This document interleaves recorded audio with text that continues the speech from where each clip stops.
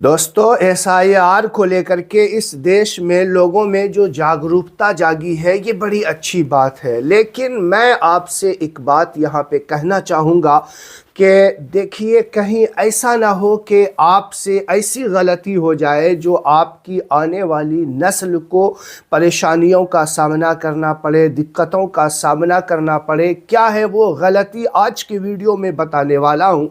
दोस्तों, आपने कहीं अपने बच्चों का बर्थ सर्टिफिकेट डबल तो नहीं बनवा रखा? क्या इसमें डबल बनाने की वजह से क्या हो सकता है, किस तरीके की सज़ा होगी, जेल हो सकती है।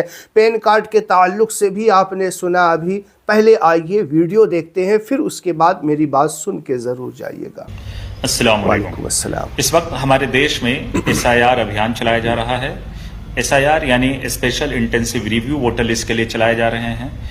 इस अभियान में एक रेनेसा मुझे देखने को मिल रहा है, एक जागरण, जो जागरूकता हमारे लोगों में आ रहा है, हमारे देश के नागरिकों में, वो ये कि वो अपने पेपर को लेकर के, अपने दस्तावेज को लेकर के वो जागरूक बन रहे हैं। ये अच्छी बात है, ये अच्छा संकेत है। एक और अच्छा संकेत इसमें दिख रहा है कि लोग एक दूसरे को समझा रहे हैं सोशल मीडिया के जरिए, यूट्यूब के जरिए, जमीनी स्तर पे भी, ग्रामीण लेवल पे, ब्लॉक लेवल पे कैंप लगा के लोगों को समझा रहे हैं कि कैसे फॉर्म भरना चाहिए, क्या क्या चीजों का ख्याल रखना चाहिए। ये अच्छी बात है। लेकिन कुछ ऐसी गलती तो आपने शायद नहीं कर रखी है जिसकी वजह से आने वाले कल में आपके बच्चे भुक्तभोगी होंगे। अभी न्यूज में आपने देखा होगा कि आजम खान साहब और उनके बेटे को सजा दी गई है। सजा किस बात पे दी गई है? 2 पैन कार्ड रखने के लिए। वैसे तो जब आप सर्वे करेंगे, रिसर्च करेंगे तो पाएंगे कि इस मुल्क में हजारों, लाखों ने, करोड़ों लोगों ने 2-2 पैन कार्ड बना रखे हैं। लेकिन सजा किसको मिली है? आजम खान और उसके बेटे को। इसलिए इस वीडियो में हमारे मुसलमान भाइयों को खास तौर पर समझना होगा कि इस मुल्क में अब हमारे पास गलतियों के लिए कोई स्कोप नहीं बचा है। यानी हम अपने दस्तावेज को, हम अपने पेपर को करेक्ट कर लें, वक्त रहते कर लें, ताकि जो हमारी जनरेशन आने वाली वो भुक्तभोगी न बने या खामियाजा उनको नहीं भुगतना पड़े। पूरा वीडियो देखिएगा। कुछ ऐसी गलतियां जरूरी बात जो मेरी नजर में आई है, जो मुझे लगता है कि शायद आप में से किसी ने कर रखी होगी, तो आज जान लीजिए वो गलती क्या है। ये गलती है बर्थ सर्टिफिकेट से लेकर के। ये क्यों जानना है? जब ये आप पूरी वीडियो आगे सुनेंगे तो आपको एहसास हो जाएगा, बहुत जरूरी और आपके अंदर भी डॉक्यूमेंट्स को लेकर के सीरियसनेस आने लगेगी इंशाअल्लाह ताला। देखिए, काम की वजह से कह लीजिए, या रोजगार की वजह से कह लीजिए, या नौकरी की वजह से कह लीजिए, हम आप अपने गांव को छोड़ करके, अपने शहर को छोड़ करके न सिर्फ दूसरे शहर में है बल्कि दूसरे राज्यों में भी रह रहे हैं, फैमिली के साथ रह रहे हैं, हम अपने बच्चों के साथ रह रहे हैं। जाहिर है, जब फैमिली साथ में होंगी तो हमारी नस्लें बढ़ेंगी, हमारे बच्चे भी होंगे। जब बच्चे होते हैं तो हम क्या करते हैं? आज की तारीख में इतना जागरण, रेनेशा, जागरूकता तो आया है कि हम डेट ऑफ बर्थ सर्टिफिकेट अब जरूरी तौर पे बनाते हैं। लेकिन उसमें एक गलती हम करते हैं।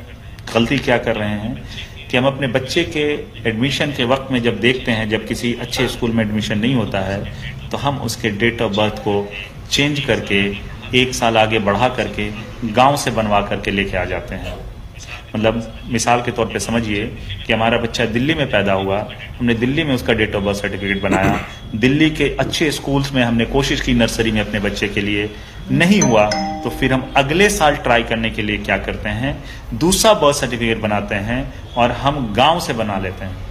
हमें ये लगता है कि चलो गांव से बना लिया है, इस डेट ऑफ बर्थ सर्टिफिकेट को कौन देखने जा रहा है। यहीं पे आप गलती कर रहे हैं। समझना ये आपको आज कि पिछले 10 सालों में गवर्नमेंट ने जो कुछ अच्छे काम किए हैं, उनमें एक अच्छा काम यह है कि उन्होंने अब सेंट्रलाइज सर्वर बना दिया है और सेंट्रलाइज वेबसाइट है। आप पासपोर्ट अप्लाई करने जाएं, आप वोटर लिस्ट अप्लाई करने जाएं, आप ड्राइविंग लाइसेंस अप्लाई करने जाएं, या आप date of birth certificate apply करने जाएं, इवन कि आप डेथ सर्टिफिकेट, मतलब सरकार से रिलेटेड कोई भी डॉक्यूमेंट आप अप्लाई करने जाएंगे तो अब ऑफलाइन नहीं होता है।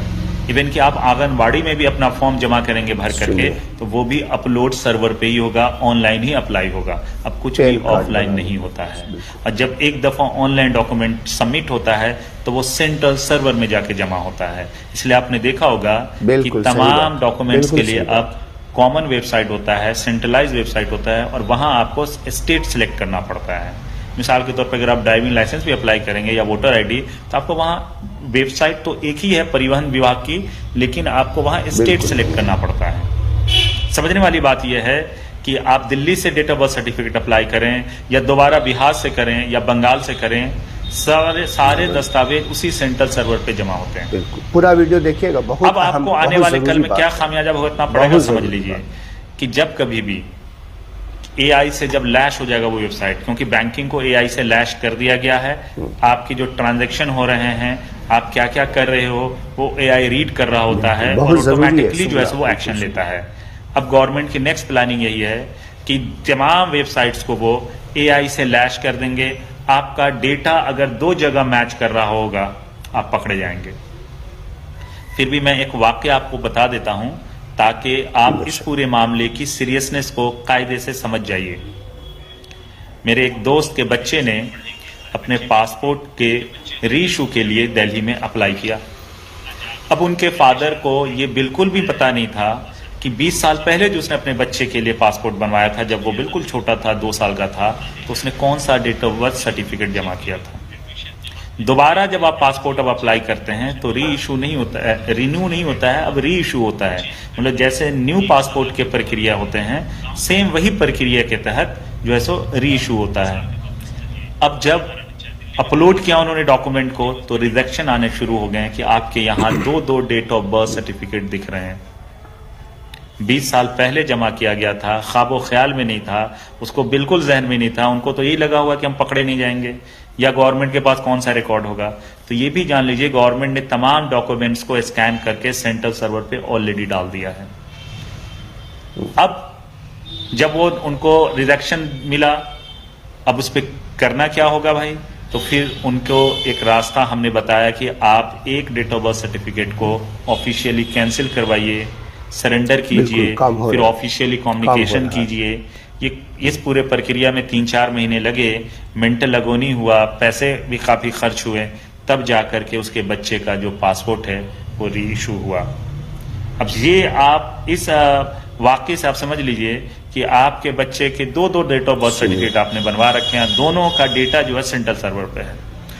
और आप किस काम के लिए कर रहे हैं? स्कूल के लिए। और स्कूल के लिए गवर्नमेंट ने क्या आप कर दिया है? अपार नंबर इशू किया है और पेन नंबर वो लेके आ रही है, परमानेंट एजुकेशन नंबर, और ऑलरेडी आधार की तरह अपार नंबर उन्होंने बना दिया है। अपार एक ऐप है, आप उस पर जाएंगे, आप अपार नंबर अपने बच्चे का डालेंगे, आपके बच्चे ने कब कब कहां एडमिशन लिया, किस किस क्लास में पढ़ा है, वो सामने रिजल्ट होगा। बिल्कुल नहीं। अब आपका बच्चा दिल्ली में डेट ऑफ बर्थ सर्टिफिकेट कुछ और आपका दिख रहा है सेंट्रल सर्वर पे, बिहार, यूपी, बंगाल में आपने कुछ और बना रखा है, तो क्या आप इस जानकारी को छुपा पाएंगे? बहुत जरूरी बात है। तो मेरे इस वीडियो का मकसद आपको ये समझाना है SIR के इस दौर में कि आप संभल जाइए। अगर आप मुसलमान हैं तो ज्यादा संभल जाइए, क्योंकि आपके पास गलतियों का कोई स्कोप नहीं है। आजम खान साहब आपके सामने एक मिसाल के तौर पे हैं। आप ऐसी गलती मत करिए जिससे आप तो इस दुनिया में चले जाएंगे, लेकिन आपके बच्चे इसके भुगतभोगी होंगे, या आपके बच्चे या आपकी नस्लें खामियाजा भुगतेंगी। अगर इस तरह की गलती की है तो उसे वक्त रहते सुधार लीजिए, एक डॉक्यूमेंट को कैंसिल करवा लीजिए। देखिए, गलती को एक्सेप्ट करने कोई बुराई नहीं है, इसमें आप छोटे नहीं हो जाएंगे, लेकिन अगर इसको छुपाने की, ढकने की कोशिश करेंगे तो अब ये मुमकिन नहीं है, क्योंकि तमाम दस्तावेज, तमाम डेटे, तमाम आंकड़े सेंट्रल सर्वर पे ऑलरेडी मौजूद है। चलिए, इंशाल्लाह अगले वीडियो में मैं आपको इसी तरह की फिर अच्छी जानकारी लेकर आऊंगा जो बाकी लोग आपको नहीं दे रहे होंगे।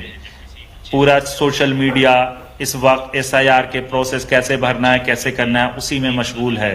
किसी को ये नहीं समझ में आ रहा है कि आपने जो पीछे क्या क्या गलतियां डॉक्यूमेंट्स को लेके कर रखी है और क्या आपको आगे नहीं करना है। ये भी मैसेज कन्वे होना चाहिए। जो लोग SIR के लिए कर रहे हैं वो भी कमाल कर रहे हैं, अच्छा काम कर रहे हैं, लेकिन ये ऐसी गलतियां हैं जिसको आइडेंटिफाई करना जरूरी है और आप तक पैगाम पहुंचाना जरूरी है। इसलिए इस वीडियो को लोगों तक पहुंचाइए, बताइए कि भाई आप डेट ऑफ बर्थ वाले में या ड्राइविंग लाइसेंस बनाते हैं, या आप पासपोर्ट बनाते हैं, या कोई भी डॉक्यूमेंट अब आप सरकारी डॉक्यूमेंट के लिए अप्लाई करते हैं, तो सेंट्रल वेबसाइट है अब आप 4 जगह से अप्लाई मत कीजिए, और अगर कर रखा है तो उसको आप जल्द से जल्द सुधार लीजिए।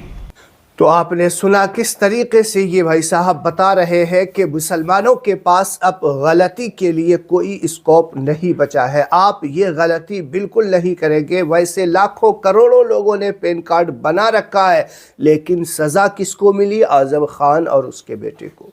तो इसीलिए दोस्तों ये जागरूकता भी आनी चाहिए। गलती की कोई गुंजाइश नहीं। अगर बना रखा है तो एक को कैंसिल कीजिए। आप जा कर के वेबसाइट पे जहाँ किया जाता है वहाँ जाके कैंसिल करवा लीजिए, वरना आगे चल कर के हो सकता है कि आपको दिक्कतों का सामना करना पड़े। इस वीडियो को ज़रूर शेयर करें, हर मुसलमान तक पहुँचाना ये हमारी और आपकी जिम्मेदारी है।